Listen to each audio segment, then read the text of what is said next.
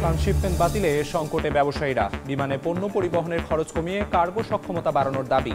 Service point হিসেবে শাহ আমানতকে অগ্রাধিকারের পরামর্শ। অবশেষে শুরু হচ্ছে মাতারবাড়ি সমুদ্র বন্দর তৈরির কাজ। 22 এপ্রিল জাপানি প্রতিষ্ঠানের সঙ্গে চুক্তি, ভিড়তে পারবে বড় বড় জাহাজ, কমবে আমদানি খরচ, তৈরি হবে এনার্জি হাব। বিদেশে পাচারের অর্থ বাজেয়াপ্ত করা নিয়ে দুদকের দাবি প্রশ্নের মুখে। চিঠি চালাচালি ছাড়া সফলতা প্রায় শূন্য। আদালতের আদেশকেই জব্দ বলে প্রচার, বলছেন বিশেষজ্ঞ।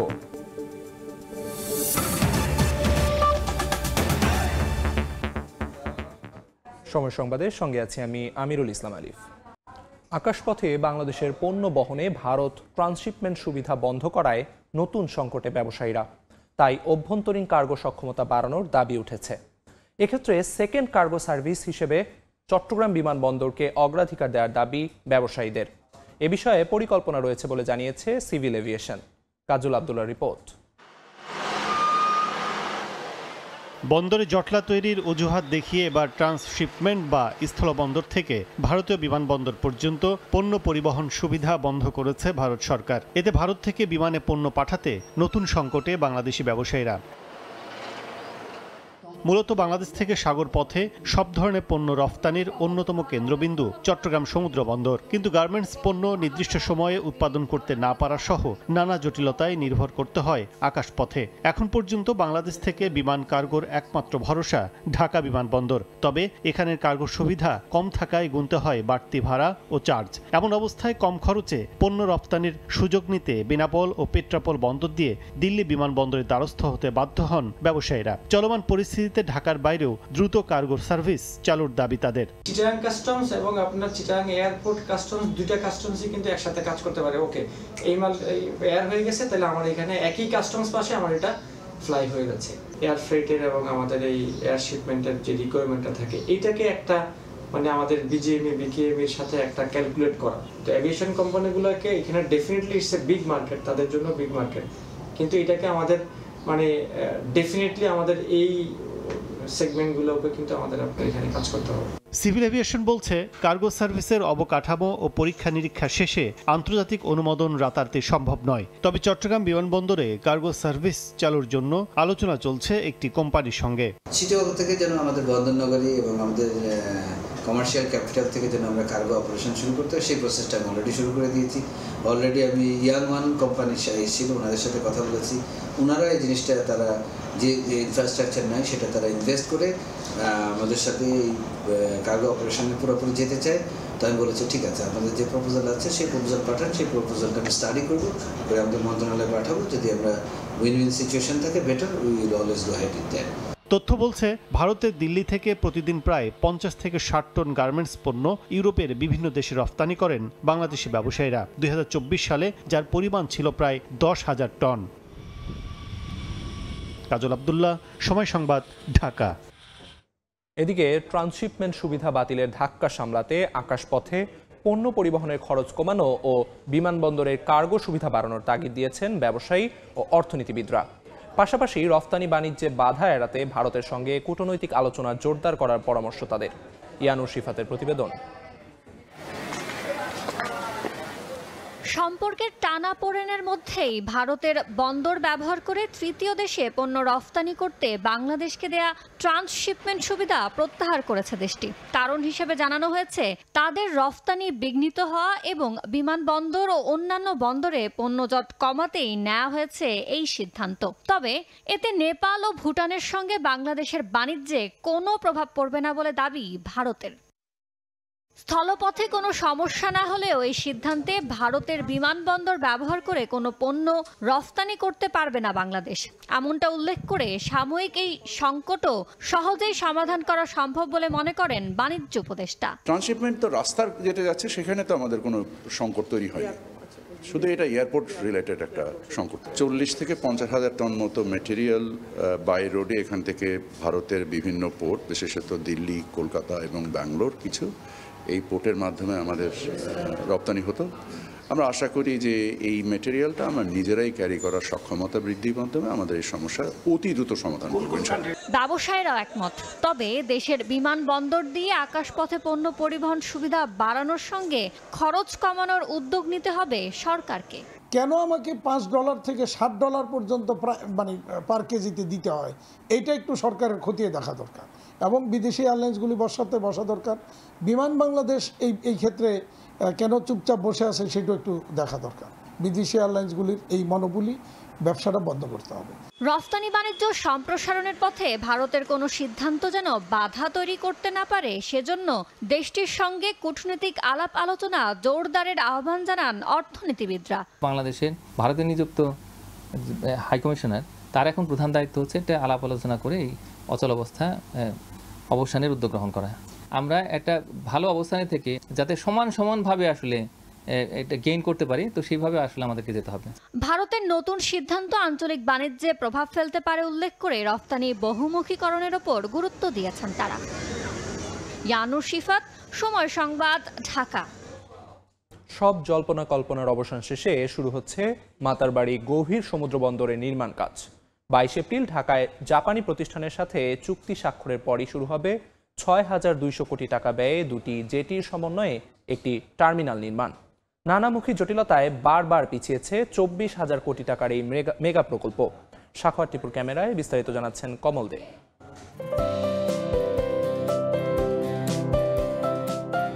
কয়েক বছর আগে ৯,০০০ কোটি টাকা খরচ করে কক্সবাজারের মহেশখালীর মাতারবাড়িতে তৈরি করা হয় ৬.৫ কিলোমিটার দীর্ঘ এবং ১৪.৫ মিটার গভীরতার এই কৃত্রিম চ্যানেল। এরই মধ্যে কয়লা ভিত্তিক বিদ্যুৎ কেন্দ্রের জন্য আনা কয়লা নিয়ে ভিড়েছে একাধিক বিশাল আকৃতির জাহাজ, কিন্তু নানামুখী জটিলতায় বারবার পিছিয়েছে পূর্ণাঙ্গ গভীর সমুদ্র বন্দর নির্মাণ কাজ। চট্টগ্রাম বন্দরের তথ্য অনুযায়ী সময় ক্ষেপণের কারণে মাতারবাড়ি প্রকল্প খরচ ২ দফায় বেড়ে এসে দাঁড়িয়েছে ২৪,৩৮১ কোটি টাকায়।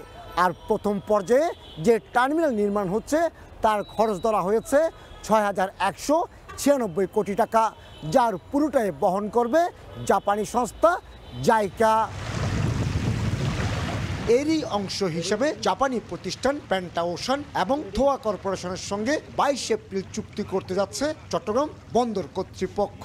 চুক্তি অনুযায়ী আগামী ৪ বছরে ৪৬০ মিটার দীর্ঘ একটি কন্টেইনার জেটি এবং ৩০০ মিটার দীর্ঘ আরও একটি মাল্টিপারপাস জেটি সহ টার্মিনাল নির্মাণ করা হবে। এই চুক্তিটা হবে টোটাল প্রায় ৬,১৯৭ কোটি টাকা, পুরোটাই হচ্ছে জাইকার অর্থায়নে, এবং আগামী ডিসেম্বর ২০২৯ সাল পর্যন্ত এটার চুক্তির মেয়াদ থাকবে এবং এর মধ্যেই তারা টার্মিনালটা নির্মাণ করবে। গভীর সমুদ্র বন্দরের সুবিধাকে কাজে লাগিয়ে মাতারবাড়িতে এই অঞ্চলের সবচেয়ে বড় এনার্জি হাব গড়ে তোলার পরিকল্পনা নিয়েছে চট্টগ্রাম বন্দর কর্তৃপক্ষ। মাতারবাড়িতে যেহেতু একটা এনার্জি হাব হবে, ওইটাও আমাদের অনেক সহায়ক ভূমিকা রাখবে। অত্যাধুনিক প্রযুক্তি ব্যবহারের কারণে নির্ধারিত সময় ২০২৯ সালের আগেই টার্মিনাল নির্মাণে আশাবাদী প্রকল্প সংশ্লিষ্টরা। এটার অনেক কিছু বাইরে আগে তৈরি করা হবে এবং এইখানে এনে বসানো হবে, অতএব এই নির্মাণ কাজ খুবই দ্রুত সম্পন্ন হবে। প্রতিটি জাহাজের কন্টেনার ধারণ সক্ষমতা থাকবে ৮ থেকে ৯,০০০। বড় জাহাজ আসার পরিমাণ বাড়লে কমবে আমদানি খরচ। তত তাড়াতাড়ি সম্ভব এটাকে দ্রুত পরিচালনার মধ্যে নিয়ে আসলে দেশের মানুষ উপকৃত হবে, দেশের ট্রেডের মধ্যে এবং বড় একটা অর্থনীতিতে একটা বড় ভূমিকা রাখবে বলে মনে করি। ২০২৯ সালের মধ্যে ১১ লাখ এবং ২০৪১ সালে ২৬ লাখ কন্টেনার হ্যান্ডেলিং সক্ষমতা থাকবে মাতারবাড়ি গভীর সমুদ্র বন্দরে। কমল দে, সময় সংবাদ, চট্টগ্রাম। দুর্নীতিবাজদের বিদেশে পাচার করা শত শত কোটি টাকার সম্পদ জব্দ করছে দুদক। কিছুদিন পরপরই চাঞ্চল্যকর এমন নানা সফলতার বার্তা জানান দেয় রাষ্ট্রীয় দুর্নীতি বিরোধী সংস্থাটি। যদিও তথ্য বলছে বাস্তবে চিঠি চালাচালি ছাড়া সম্পদ জব্দের কোনো সিদ্ধান্তই আলোর মুখ দেখেনি। এ যাবৎকাল রাজনৈতিক বিবেচনায় সিঙ্গাপুর থেকে অর্থ ফেরত আনা ছাড়া আর কোনো সফলতা নেই দুদকের ঝুলিতে। বিশেষজ্ঞরা বলছেন আদালতের আদেশকেই বিদেশে সম্পদ জব্দ বলেই চালিয়ে দেওয়া হচ্ছে। তাসলিম তৌহিদের রিপোর্ট।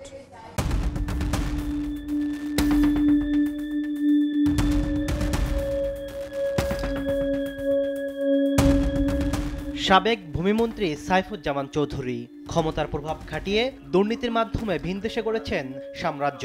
গেল অক্টোবরে দুদকের আবেদনে যুক্তরাজ্যে ৩৪৩টি, সংযুক্ত আরব আমিরাতে ২২৮টি এবং যুক্তরাষ্ট্রে ৯টি বাড়িসহ স্থাবর অস্থাবর সম্পদ জব্দের আদেশ দেন আদালত। ৫ মাস পরে সেসব দেশে চিঠি পাঠাতে যাচ্ছে দুদক।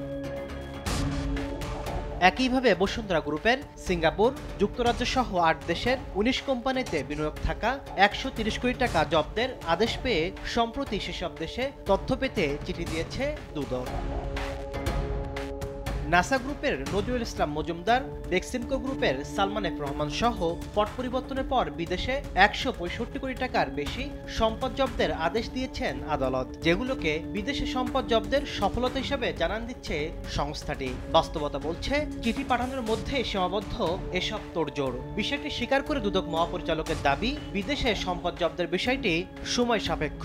যেগুলি বিদেশে রয়েছে সেগুলি একটু প্রক্রিয়া আছে, সেই কার্যক্রমগুলো আমাদের সংশ্লিষ্ট অনুসন্ধান দল এই কাজগুলো করছেন, সেটাও দেখবেন। এই প্রক্রিয়াটা একটু সময় সাপেক্ষ, বাট এই কার্যক্রমগুলো চলমান আছে।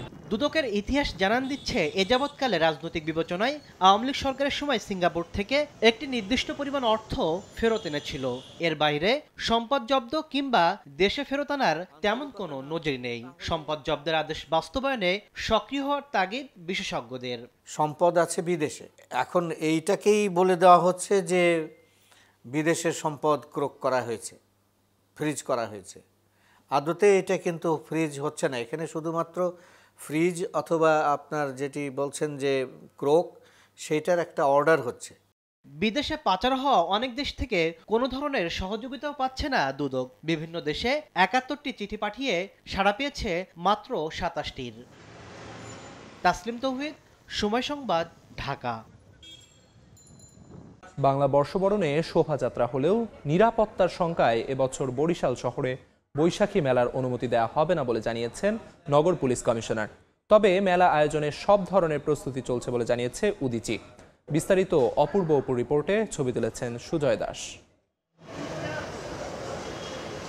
বরিশালে মঙ্গল শোভাযাত্রা বের হবে, চারুকলার উদ্যোগে চলছে তার প্রস্তুতি। হাতি, ঘোড়া, মুখোশ করা হলেও সংখ্যায় কম জানিয়েছেন আয়োজকরা। সারা বৈশ্বিক যে পরিস্থিতি, সেই আকারে হয়তো আগের মতো ভাবে করা সম্ভব হবে না। তো আমাদের প্রস্তুতি মোটামুটি আমরা এগিয়ে রাখছি এবং কাজও মোটামুটি সেভাবেই চলছে। শহরের বিম স্কুল মাঠে উদীচী বৈশাখী মেলা করবে বলে জানিয়েছে। সংস্কৃতি মন্ত্রণালয়ের নির্দেশ আছে জানিয়ে বৈশাখী মেলার কথা জানিয়েছেন জেলা প্রশাসক, কিন্তু নিরাপত্তার শঙ্কার কথা উল্লেখ করে মহানগরে বৈশাখী মেলার অনুমতি দেয়া হবে না বলছেন নগর পুলিশ প্রধান। এসএসসি পরীক্ষা পড়েছে 15 তারিখ, সে কারণে আমরা আগের দুদিন অর্থাৎ 30শে চৈত্র এবং পহেলা বৈশাখ এই দুদিন আমরা মেলা করার জন্য প্রস্তুতি নিয়েছি। বিম স্কুলের মাঠের অনুমতি পেয়েছি। সংস্কৃতি মন্ত্রণালয় থেকে যে সিদ্ধান্ত দিয়েছে তার বাইরে আমরা যেতে পারি, সরকারি সিদ্ধান্ত আমরা সেটা মেলা করবো এবং আমরা যে আইনশৃঙ্খলা যে পরিস্থিতির বিষয়টা আমরা তাদেরকে সে তথ্য নিয়ে আমরা কাজটা করবো। নিরাপত্তার জন্য সর্বোচ্চ চেষ্টা আমাদের আছে, মানে গোটা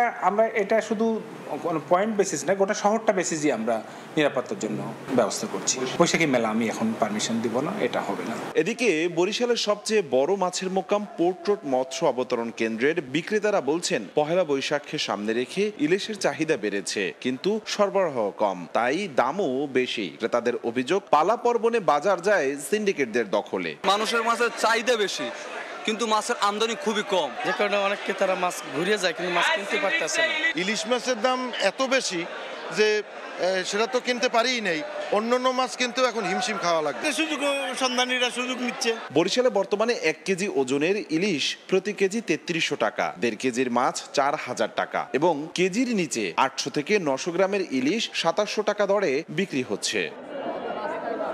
অপূর্ব অপু, সময় সংবাদ, বরিশাল। মাঠ থেকে পেঁয়াজ উত্তোলনে ব্যস্ত সময় কাটাচ্ছেন ফরিদপুরের চাষিরা, কিন্তু তাদের চোখে মুখে মলিন হাসি। কারণ উৎপাদন ব্যয়ের তুলনায় ফসলটির বাজার দর বেশ কম। তবে কৃষি বিভাগ বলছে, চলতি মৌসুমে 2500 কোটি টাকার পেঁয়াজের বাণিজ্যের আশা করা হচ্ছে। শিকদার সচলে পাঠানো তথ্য ও ছবি নিয়ে রিপোর্ট। কেউ মাটি খুঁড়ে তুলছেন পেঁয়াজ, কেউ বস্তা রাখছেন। ফরিদপুরে বিস্তীর্ণ মাঠ জুড়ে এখন পেঁয়াজের সমারোহ। মাঠের পর মাঠ শুধুই ফসলটির আবাদ। কিন্তু কৃষকের চোখে মুখে মলিন হাসি, কারণ উৎপাদন ব্যয়ের তুলনায় ফসলটির বাজার দর কম। বর্তমানে বাজারগুলোতে পাইকারি পেঁয়াজের দাম মন প্রতি 1100 থেকে 1300 টাকা পর্যন্ত। আবহাওয়া অনুকূলে থাকায় ফলনও হয়েছে কম, পাশাপাশি দাম কম পাওয়ায় লোকসানের শঙ্কায় রয়েছেন চাষিরা। গত বছর তো সিজনে 1 মন পেঁয়াজ বেশি ধরেন 2700, 2600, 2500, এবার ধরেন সর্বোচ্চ 1000, 1100 বাজার। কীটনাশকের দাম বেশি, সেই কারণে ফলনে কম, আমাদের সব মিলাই আর কি এবার লস। পেঁয়াজের দামটা যেন আশানুরূপ থাকে বা কৃষকের ন্যায্য মূল্য পায়, এদিক জন্য সরকারের দৃষ্টি আকর্ষণ থাকে।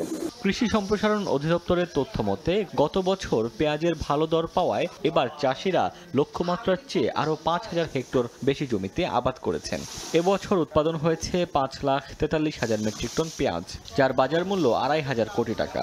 এবছর যেহেতু শীতের প্রভাব একটু কম ছিল এবং মৌসুমের শেষের দিকে বৃষ্টিপাত একেবারেই হয় নাই, যার ফলে পেঁয়াজের উৎপাদন সামান্য কিছু কম হইলেও কিন্তু আমাদের যেহেতু এরিয়া বেশি, আমরা আশা করছি যে আমাদের টোটাল যে উৎপাদন, এই উৎপাদন আমাদের যে লক্ষ্যমাত্রা, এই লক্ষ্যমাত্রার চেয়ে অনেক বেশি হবে। চলতি মৌসুমে জেলায় 40,913 হেক্টর জমিতে পেঁয়াজের আবাদ করা হয়। সময় সংবাদ, ফরিদপুর। যুক্তরাষ্ট্রের নিউ ইয়র্কে একটি যাত্রীবাহী হেলিকপ্টার বিধ্বস্ত হয়ে 3 শিশুসহ 6 জন নিহত হয়েছেন। স্থানীয় সময় বৃহস্পতিবার বিকেলে হাডসন নদীতে এই দুর্ঘটনা ঘটে। নিহতদের মধ্যে একজন পাইলট ও বাকিরা স্পেন থেকে আসা একই পরিবারের সদস্য। নিউ ইয়র্ক থেকে হাসানুজ্জামান সাকি রিপোর্ট।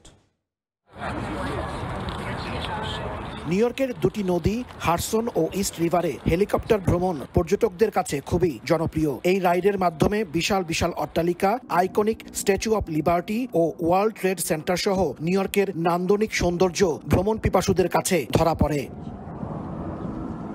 বৃহস্পতিবার স্পেন থেকে আসা 5 সদস্যের একটি পরিবার সেই রকমই একটি হেলিকপ্টার রাইডে বেরিয়েছিলেন, কিন্তু ভাগ্যের নির্মম পরিহাস, 15-20 মিনিট ধরে ওড়ার পর হঠাৎ হেলিকপ্টারটি হাডসন রিভারে বিধ্বস্ত হয়। মারা যান 3 শিশুসহ 5 সদস্যের পরিবারের সবাই। মারা গেছেন পাইলটও। 6 জন ভুক্তভোগীকেই পানির মধ্যে থেকে উদ্ধার করা হয়েছে। দুঃখজনকভাবে 6 জনকেই মৃত ঘোষণা করা হয়েছে। আমরা তাদের পরিবারের জন্য প্রার্থনা করছি। উদ্ধারকর্মীদের সাহস ও নিষ্ঠার জন্য তাদের প্রতি কৃতজ্ঞতা প্রকাশ করছি।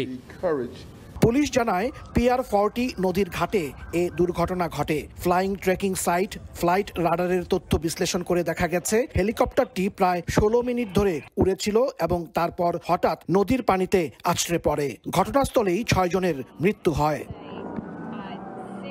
ফেডারেল এভিয়েশন অ্যাডমিনিস্ট্রেশনের রেকর্ড বলছে 2004 সালে নির্মিত হেলিকপ্টারটির 2029 সাল পর্যন্ত বিমান চলাচলের যোগ্যতার সার্টিফিকেট ছিল। তবে কী কারণে এই দুর্ঘটনা ঘটেছে তা খতিয়ে দেখছে কর্তৃপক্ষ। হাসানুজ্জামান সাকি, সময় সংবাদ, নিউ ইয়র্ক। হামজা চৌধুরীকে লাল সবুজের প্রতিনিধিত্ব করতে দেখে উচ্ছ্বসিত বাংলাদেশের ইংল্যান্ড প্রবাসী স্প্রিন্টার ইমরানুর রহমান। দেশের ফুটবলের পোস্টার বয়ের সঙ্গে নিয়মিত যোগাযোগ রাখেন এই অ্যাথলেট। একই শহরে বসবাসের সুবাদে এই 2 তারকার সম্পর্কটা হয়েছে আরও দৃঢ়। এদিকে বাংলাদেশের আরেক তারকা সাকিব আল হাসানের সঙ্গেও নিয়মিত যোগাযোগ রয়েছে ইমরানুর রহমানের। ইপিএলে চলতি মৌসুমের মাঝপথে লেস্টার সিটি থেকে ধারে শেফিল্ড ইউনাইটেডে যোগ দেন বাংলাদেশের মিডফিল্ডার হামজা চৌধুরী। আর শেফিল্ডে জন্ম ও বেড়ে ওঠা বাংলাদেশের তারকা স্প্রিন্টার ইমরানুর রহমানের। তবে একই শহরে থাকার সুবাদে নয়, হামজার সঙ্গে ইমরানুরের যোগাযোগটা বেশ পুরনো। হামজার আগেই শেকড়ের টানে বাংলাদেশে ছুটে আসেন ইমরানুর। বিশ্বের বিভিন্ন টুর্নামেন্টে লাল সবুজের পতাকা উড়িয়েছেন এই স্প্রিন্টার। নিজের মতো ইংল্যান্ডে বেড়ে ওঠা হামজাকে লাল সবুজ জার্সি গায়ে প্রতিনিধিত্ব করতে দেখে উচ্ছ্বসিত ইমরানুর। বাংলাদেশ ফুটবল দলের মিডফিল্ডারকে জানিয়েছেন শুভকামনা। হামজা চৌধুরীর লগে 2-3 বছর আগে কনভারসেশন আছিল, আগে তাকে আমরা যোগাযোগ করছি briefly. We maintain good relationship with each other. We wish each other well every time, and it's great to see Hamza Chaudhry, of course, representing Bangladesh for the football team. Asian indoor গেমসের স্বর্ণজয়ের পর ইমরানুরকে শুভেচ্ছা জানান হামজা। তারপর থেকে নিয়মিত যোগাযোগ রাখেন এই 2 তারকা। আর বর্তমানে হামজা ইমরানুরের হোম টাউনে থাকায় 2 বাংলাদেশির সম্পর্কটা হয়েছে আরো দৃঢ়। Of course, like congratulated me when I won the Asian indoor gold medal.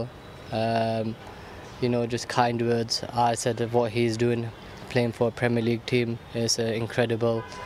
and now he's in Sheffield United, which is my hometown where I live, which is a even more closer feeling, you know, in terms of he's not too far, he's local to me, so I want him to do even better. শুধু হামজা নয়, ইমরানুরের সঙ্গে যোগাযোগ রয়েছে বাংলাদেশের আরেক তারকা সাকিব আল হাসানেরও। সম্প্রতি লন্ডনে সাকিবের সঙ্গে ফিটনেস ক্যাম্প করেছেন এই athlete. Time off, you know, for his bowling test, he's passed, which is great for him. We messaged each other. He said he'll be in London for training, and we did some athletics training and some strength and conditioning together. He's very professional when it comes to sports, and it was nice to have him around. 2022 সালে বাংলাদেশের অ্যাথলেটিক্সের সঙ্গে জড়িত হন ইমরানুর। সেই বছর বাংলাদেশের দ্রুততম মানবের খেতাবও জিতেন এই অ্যাথলিট। ফাহিম ইসলাম, সময় সংবাদ, ঢাকা। এ পর্যায়ে শীর্ষ সংবাদগুলো জানিয়ে দিচ্ছে আরেকবার। ট্রান্সশিপমেন্ট বাতিলে নতুন সংকটে ব্যবসায়ীরা, বিমানে পণ্য পরিবহনের খরচ কমিয়ে কার্গো সক্ষমতা বাড়ানোর দাবি, বাণিজ্যে বাধা এড়াতে আলোচনার পরামর্শ। অবশেষে শুরু হচ্ছে মাতারবাড়ি সমুদ্র বন্দর তৈরির কাজ। 22 এপ্রিল জাপানি প্রতিষ্ঠানের সঙ্গে চুক্তি, ভিড়তে পারবে বড় বড় জাহাজ, কমবে আমদানি খরচ, তৈরি হবে এনার্জি হাব। এবং বিদেশে পাচারের অর্থ বাজেয়াপ্ত করা নিয়ে দুদকের দাবি প্রশ্নের মুখে। চিঠি চালাচালি ছাড়া সফলতা প্রায় শূন্য, আদালতের আদেশকেই জব্দ বলে প্রচার, বলছেন বিশেষজ্ঞ।